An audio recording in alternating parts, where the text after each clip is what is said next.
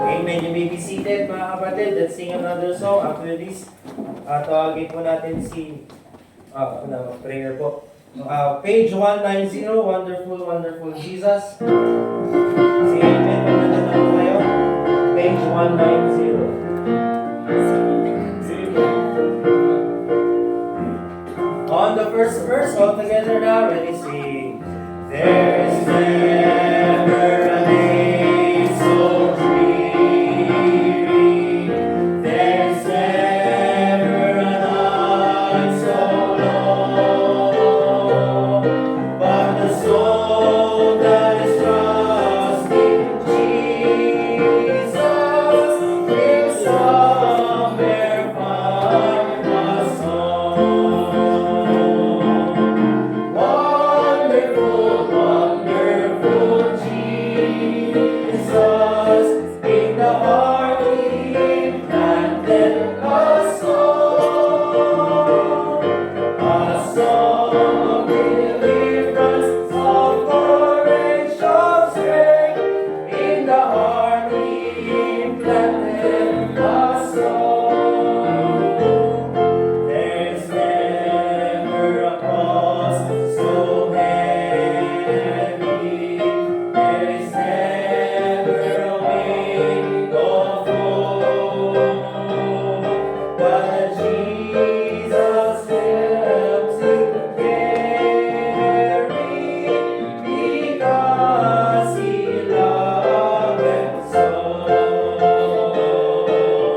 Wonderful, wonderful Jesus, in the heart He planted a song of deliverance, of courage, of strength. In the heart He planted a song.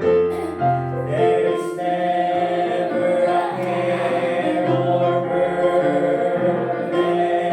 There's never a grief or loss. But a Jesus in love will lighten and carry to the cross. Wonderful, wonderful Jesus, in the heart He planted a song of deliverance, of courage, of strength. In the heart He planted a song. There's never a guilty sinner. There's never a wandering one. But the God in mercy pardon through Jesus Christ His Son.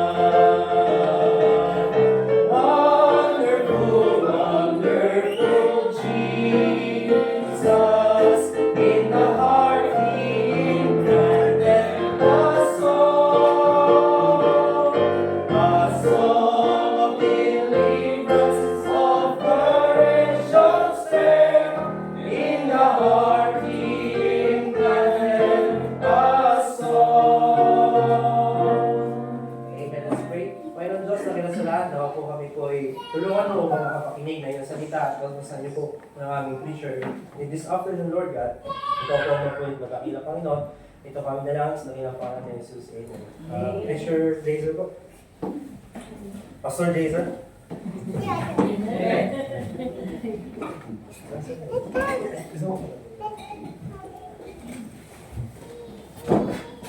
Dito tayo po ay mag-aaral ng salita ng Diyos. At dito po tayo sa Ephesians.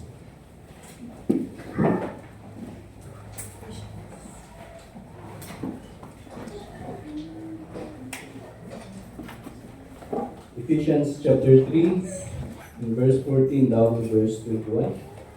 Ephesians chapter 3, in verse 14 down to verse 21. So, babasahin ko po, sundan niyo lang po sa inyong mga mata. In verse 14, sabi po ng Bible, "For this cause, I bow my knees unto the Father of our Lord Jesus Christ, of whom the whole family in heaven and earth is named, that He would grant you according to the riches of His glory, to be strengthened with might by His Spirit in the inner man, that Christ may dwell in your hearts by faith, that ye, being rooted and grounded in love, may be able to comprehend with all saints what is the breadth and length and depth and height, and to know the love of Christ, which passeth all knowledge, that ye might be filled with all the fullness of God." Verse 20. "Now unto Him that is able to do exceeding abundantly above all that we ask or think, according to the power that worketh in us, unto Him be glory in the church by Christ Jesus throughout all ages, world without end. Amen." Okay, so yan po yung ating pong pag-aaralan. At bago po tayo magpatuloy, tayo po ay manalangin sa Diyos. Lagyan lang namin Diyos, salamat po Panginoon sa oras nito at po Panginoon. Salamat sa mga salita na ito nabasa. At dalangin po namin na pagpalain po ang pag-aaral. At gamit niyo lang po ang lingkod na magbabahagi po ng mga salita. Lagay po ang siyang mangusap sa gusto po ng bawat isa. At kaya po ang siyang malalaki sa oras nito. Po ang isang langit. Pangalan ni Jesus.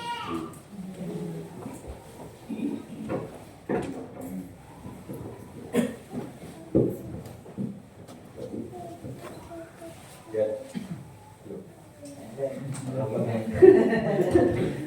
Hey! Ito pala yung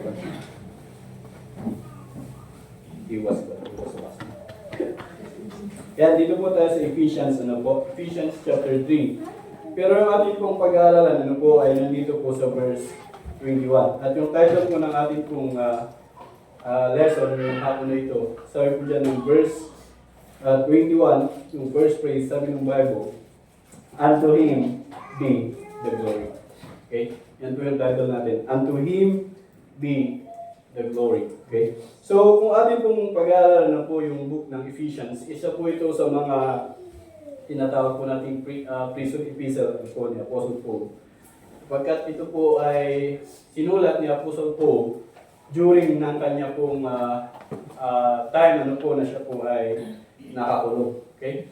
So, dito po sa Ephesians, kung atin pong babasahin po yung book ng Ephesians, compare po dun sa book ng Galatians and then dun sa Ephesians, or ng Colossians. Sa book ng Ephesians, wala ka pong makikita na ikinokorek ni Apostle Paul.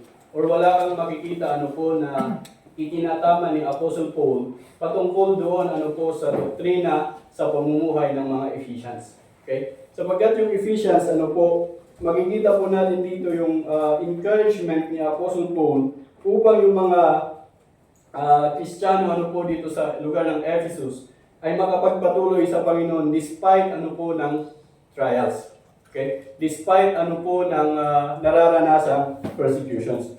So dito makita po natin sa verse chapter 3 in verse 13, kaya po nasabi na para makapagpatuloy yung mga mananampalataya sa Ephesus na makapaglingkod sa Panginoon. At ang paglilingkod sa Panginoon ay nakakapagbigay ng glory sa Panginoon, sa Diyos. So dito makita natin sa verse 13, ito yung encouragement niya.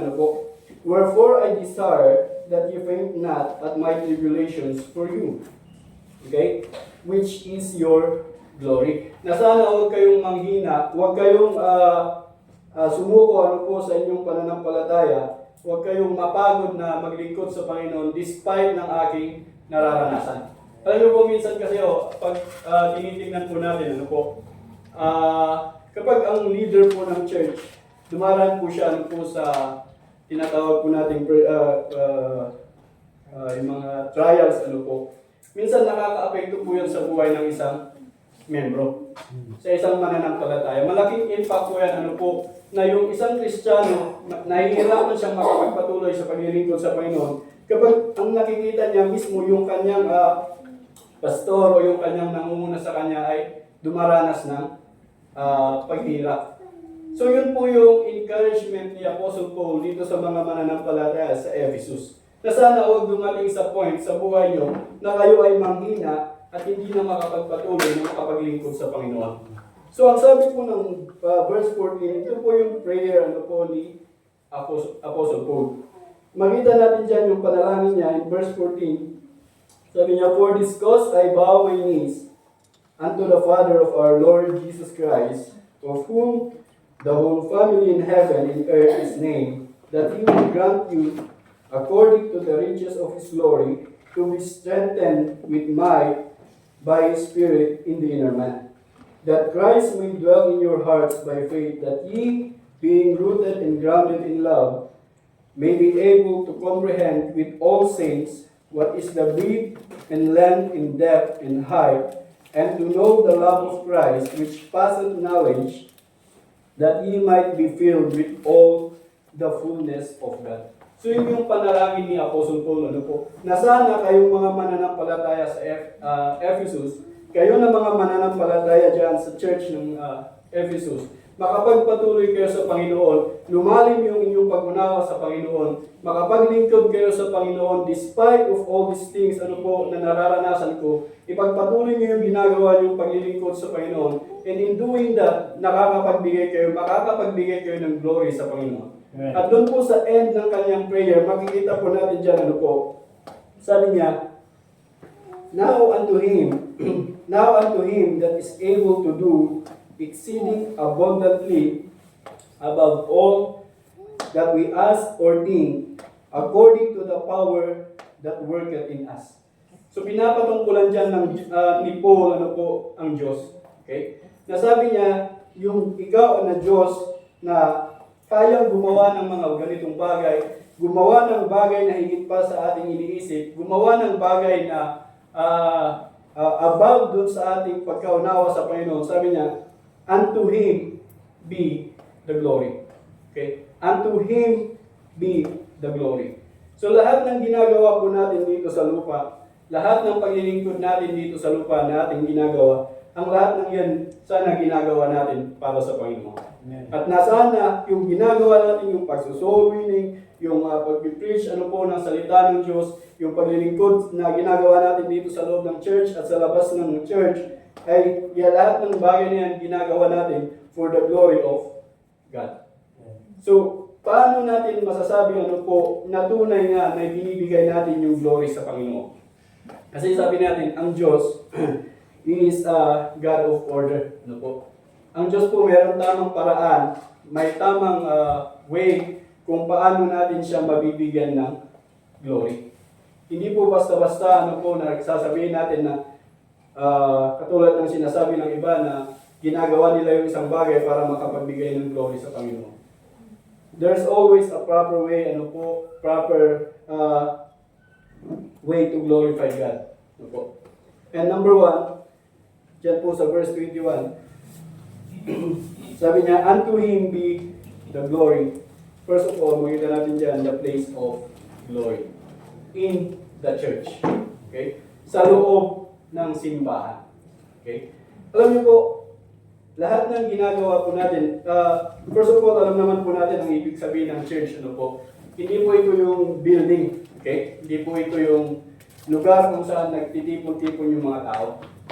Ang church, ito po yung mga tao mismo. Na sila po ay nagtitipon, nag-gather sa isang lugar upang sila ay sumamba sa Diyos.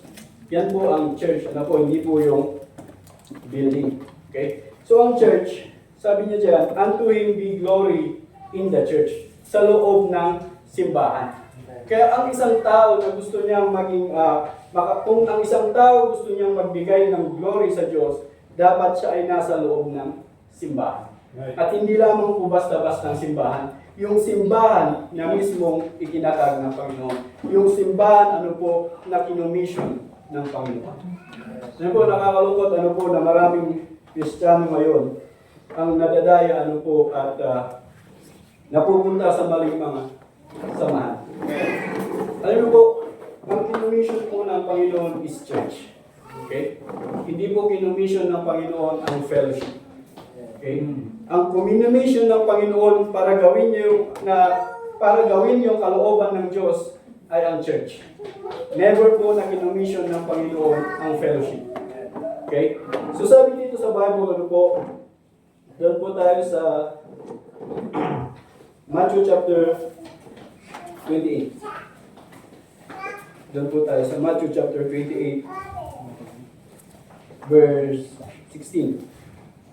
Okay, sabi po dito ng Bible, Then the 11 disciples went away into Galilee, into a mountain where Jesus had appointed them. Okay? Yung 11 disciples were ito po yung 11 apostles ng Panginoon. And when they saw him, they worshiped him, but some doubted. At ito po yung commission sa kanilang ng Panginoon. And Jesus came and spake unto them, saying, All power is given unto me in heaven and in earth. Okay? Go ye therefore and teach all nations, baptizing them in the name of the Father, and of the Son, and of the Holy Ghost, teaching them to observe all things whatsoever I have commanded you. In lo, I am with you always, even unto the end of the world. Okay? So yun po yung commission, ikinommission ng Panginoon dun sa church. Okay? Yung 11 disciples, sila po yung first member ng church. I hope na agree po tayo, Tinatag ng Panginoon yung kanyang iglesia during His earthly ministry. And yung 11 disciples, yung 11 apostles, they were the first member of the church. Paano po natin masabi yan? Doon po sa book ng 1 Corinthians, chapter 12, basahin ko po chapter 12 in verse 28. Malinaw po dyan ang pagkakasabi ng salita ng Diyos. And God set some in the church. Inilagay ng Diyos sa simbahan, first is yung apostles. Okay? First, apostles, and secondary prophets, thirdly, teachers, and that miracles, then gift of healings, health, governments, diversities of tongues. Okay? So doon makikita po natin na ang unang inilagay ng Diyos sa kanyang simbahan, sapagkat siya mismo yung nagtatag ng kanyang church, ang unang inilagay niya is yung mga disciples o yung kanyang mga apostles. So sila po yung first member ng church na ikinommission ng Panginoon. Una, they are commissioned to reach the lost. Kaya sabi niya po doon, di ba, sa verse 19, Go ye therefore and teach all nations. Ano pong ibig sabihin niyan? Para pumunta sa mundo or doon sa bawat nasyon, at ituro yung salita ng Diyos. Kaya nga makikita mo ang isang totoong simbahan na tinatag ng Panginoong Jesucristo, sila po yung simbahan na nag-aakay ng kaluluwa. Right. At yung nag-aakay ng kaluluwa na simbahan, sila po yung church na nakakapagbigay ng glory sa Panginoon. Kaya nga mahalaga na makita po natin that a true church ay malapit ang puso ng Diyos sa isang simbahan na nag-aakay ng kaluluwa. Sapagkat yun po yung unang-unang ikinommission niya dun sa church. Na sila ay pumunta sa bawat nasyon at magturo ng salita ng Diyos. Kaya mapalad po tayo sapagkat tayo po ay napasama. Kung imagine po natin how many churches ang pinupuntahan ng tao ngayon na iba-ibang simbahan, iba-ibang katuruan, iba-ibang way ng pag-worship sa Panginoon. But we are blessed na tayo po ay nasa isang simbahan na kung saan ito ay nagtuturo ng salita ng Diyos. Nagtuturo ng tamang salita ng Diyos. At alam po natin na yung church na ito, it was the place of glory. Ito po yung simbahan na kung saan napabilang tayo at dito tayo makakapagbigay ng glory sa Panginoon through this church. Okay? Kaya mahalaga na so sa next they are commissioned to baptize believers. Sabi niya dyan after na turuan yung mga nations, sabi niya, baptizing them. Okay? Baptizing them in the name of the Father and of the Son and of the Holy Ghost.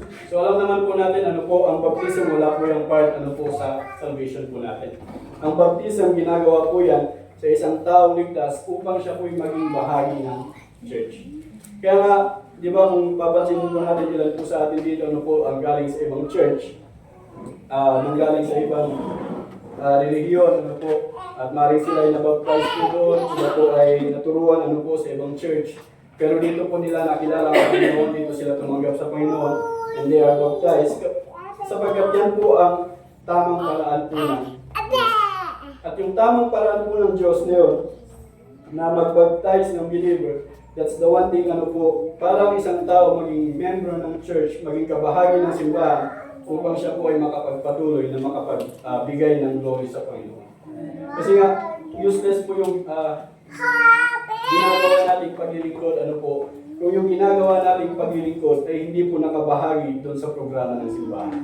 At ang pagbabaptize ng believer, yan po ay parte, ano po, ng way sa part, ano po, kung paano tayo maging kabahagi, ano po, ng katawan ni Kristo. Okay, so, or para maging member, ano po, ng church. And then, just next, ano po, they are commissioned to disciple believers. Doon po sa verse 20, teaching them to observe all things, whatsoever I have commanded you, and lo, I am with you always, even unto the end of the world. Ano po. So makita po natin dyan, hindi lamang po nagtapos, ano po, na sila po ay turuan ng salita ng Diyos upang sila po maligtas. And after po nilang maligtas, sila po ay mabaptize. And then, yung last dyan, ano po, is para sila po ay ma-disciple. Na upang sila ay makapagpatuloy sa loob ng simbahan at patuloy po silang makapagbigay ng glory sa Diyos. So the place of glory is the church. And then next, sabi niya dyan, and to Him be glory in the church by Christ Jesus. Next po natin, tignan po natin dyan is the medium of glory. Yung medium, hindi po yung size, ano po? Baka yung medium size, hindi po. Yung medium, ano po na sabi po natin dyan is yung channel, okay? Paano natin i-channel yung glory para mag-glory natin ang Diyos, okay? So there's a proper channel or there's a proper medium, okay? Diba po, pag tayo po ay sa company world, kung gusto mong makausap ano po yung pinaka-boss or yung president ng isang kwan, may kailangan kang daanan. Okay? Or kapag gumawa ka ng letter, ano po, merong true na nakalagay. Kasi yun po yung channel para makarating yung gusto mong sabihin dun sa mas nakakataas.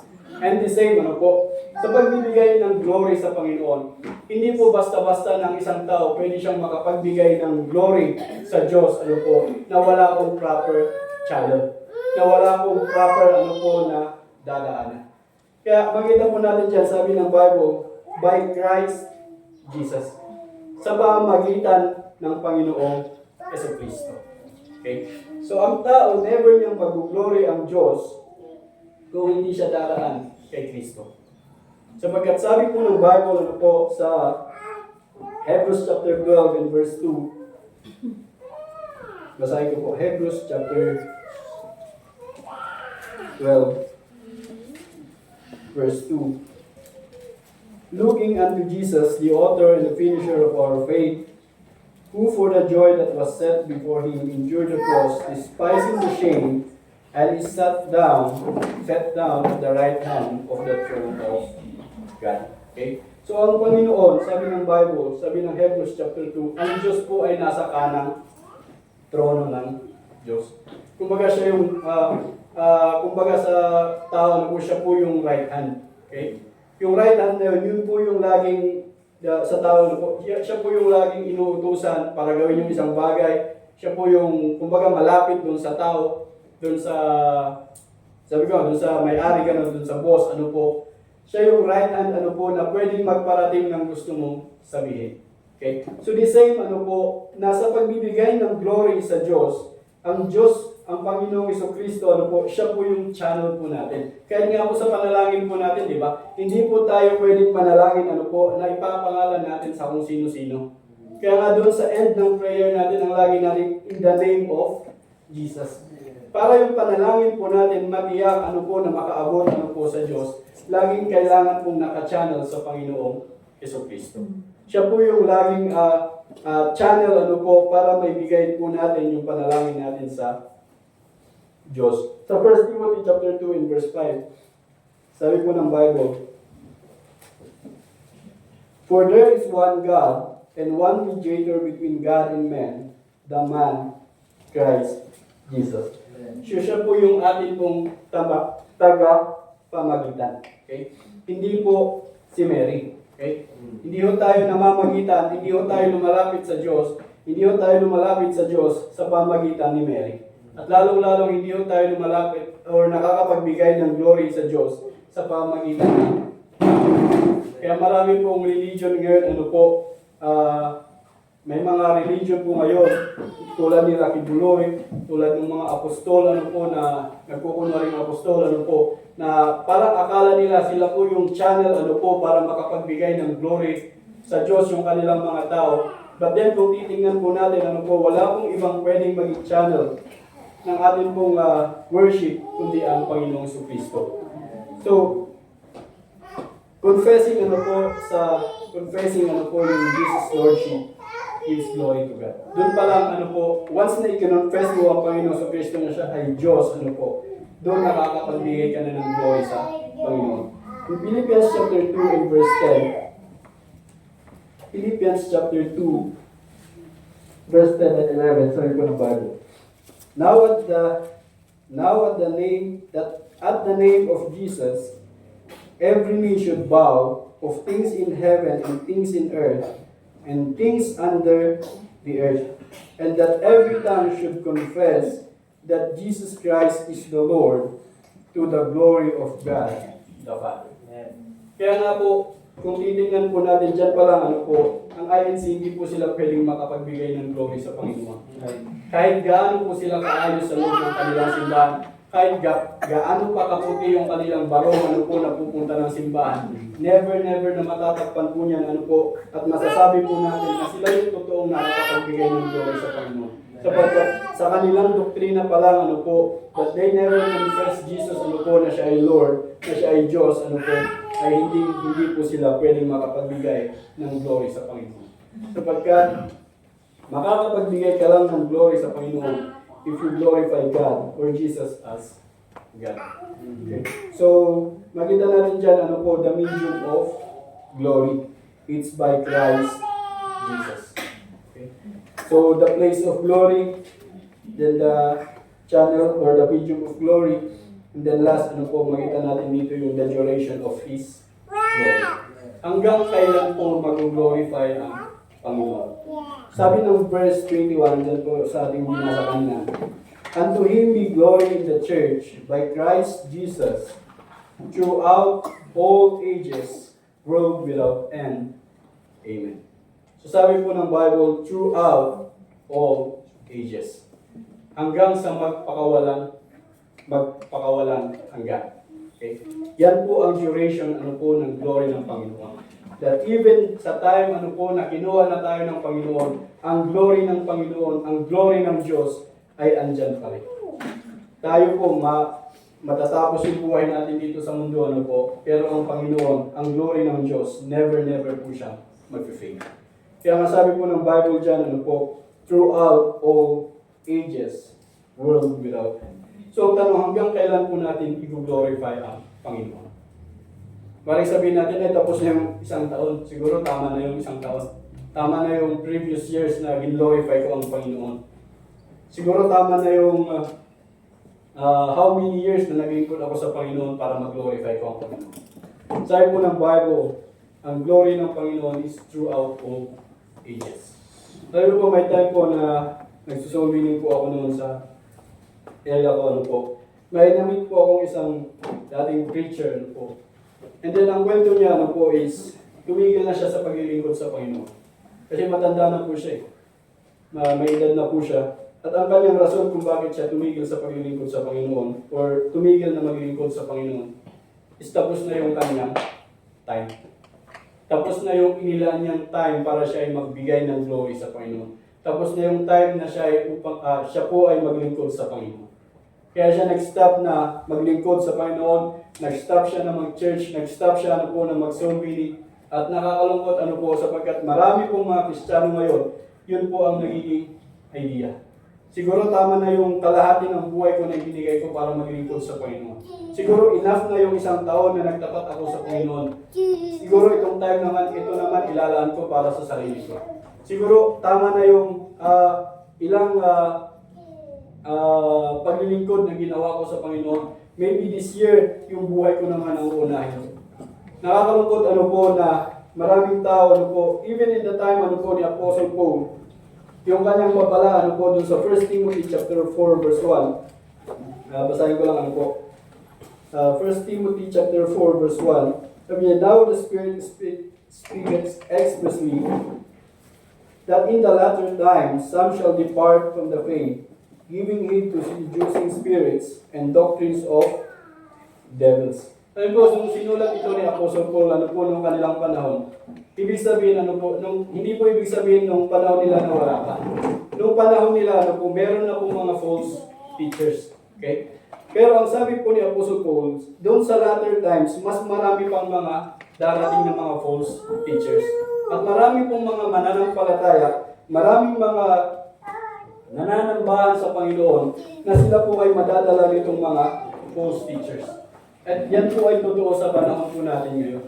How many churches po ang tumalingkod sa paglilingkod sa Panginoon? Ilang Kristiyano, ilang mananampalataya ang naging faithful sa Panginoon doon sa kanilang buhay and then makikita mo na lang wala na sa loob ng church, wala nang paglilingkod na ginagawa sa Panginoon, wala nang prayer na ginagawa sa Panginoon. Nakakalungkot sapagkat hindi po nila nakita na yung glory ng Panginoon ay magpawala hanggan. That until na bumalik ang Panginoon, even na tayo po ay nasa langit na, patuloy pa rin po tayo magbibigay ng glory sa Panginoon. Kumbaga yung ginagawa po natin dito, ito ay pa lang Kumbaga introduction pa lang. Okay?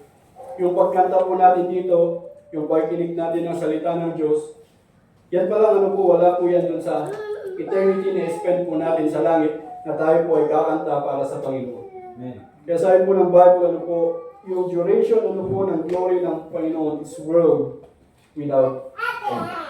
Kaya sana sa buhay po natin bilang isang mananampalataya, bilang isang anak po ng Diyos, lagi po natin tatandaan na tayo, habang nabubuhay tayo, kailangan natin magbigay ng glory sa Panginoon. And then, sa pamamagitan ng church, ng Panginoon sa Kristo, and then, throughout all ages. Yan po ang unto Him be the glory. So yun lang po ang gusto ko pong i-share po sa atin sa hapon na ito. At tayo po yung manalangin. Dakilan namin Diyos, salamat po Panginoon sa oras na ito. At salamat po Panginoon sa inyong pong mga salita na itong napag-aralan sa hapon na ito. Pagpalain niyo po ito Panginoon na patuloy na sa buhay po namin ay lagi pong ang goal ay makapagbigay ng glory po sa inyo. At mamuhay po kami Panginoon. Magbibigay Panginoon ng glory natin sa inyo. Patuloy niyo po kayo Panginoon sa oras na ito. Maraming salamat na lang sa Panginoon Jesus.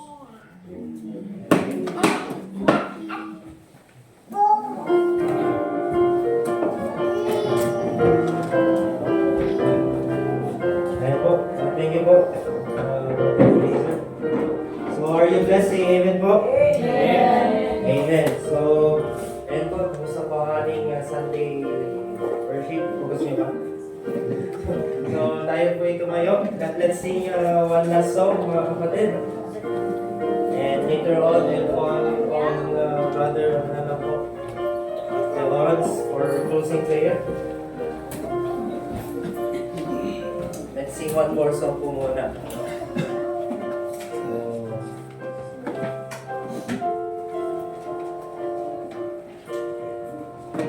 Page 205 na lang po, mga kapatid. Page 205. He keeps me singing.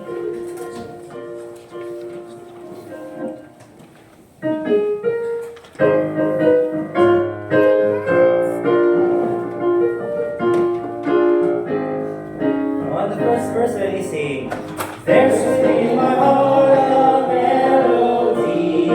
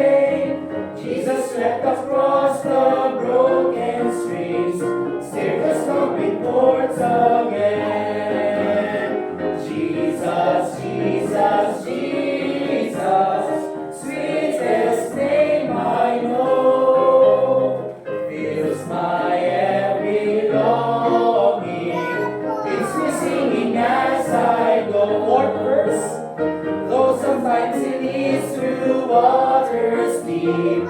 Trials fall across the way. Though sometimes the path seems rough and steep, see His footprints all the way. Jesus, Jesus, Jesus, sweetest name I know, fills my every longing, keeps me singing as I go.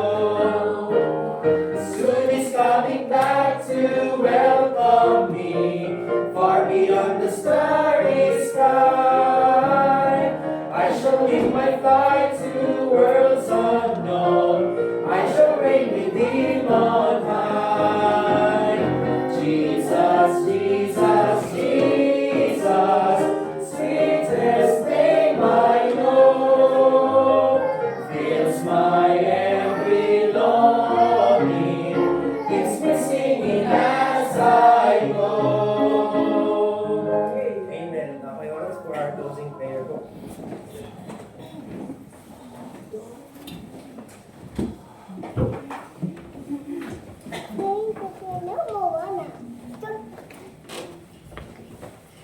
Let's pray. Lord, we thank you once again na ganang taking may panangitik na rin isa sa iyo po. Lord, taking nga sa sabat ng itit and nangitik blessing.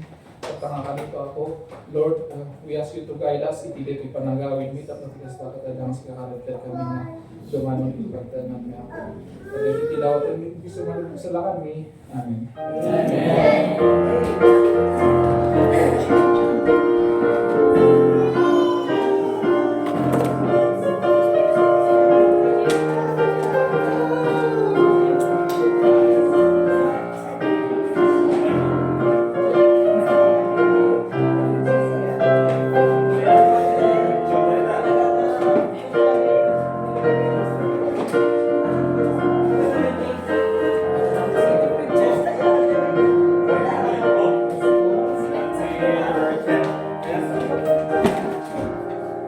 Anong sinano kanina? Sabi